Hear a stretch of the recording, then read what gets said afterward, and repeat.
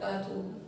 प्यारे बच्चों, आपको चंद तस्वीर बता रही हूँ, इसके नाम आपको पहचानना है। अब देखो, ये तस्वीर किसकी है?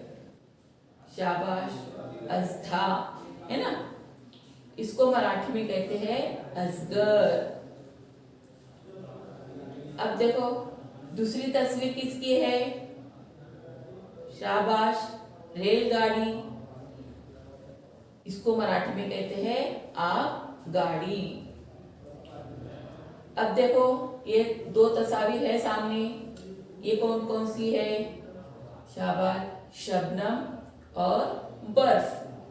इसको मराठी में कहते हैं ओले और ओस। अब ये किसकी तस्वीर है?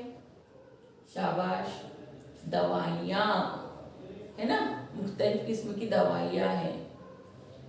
इसको मराठी में कहते हैं औषध। अब ये तस्वीर किसकी है बच्चों? शाबाश, जिस्म की है, हमारे पूरे जिस्म की तस्वीर है। इसको मराठी में कहते हैं अंग। क्या कहते हैं? अंग।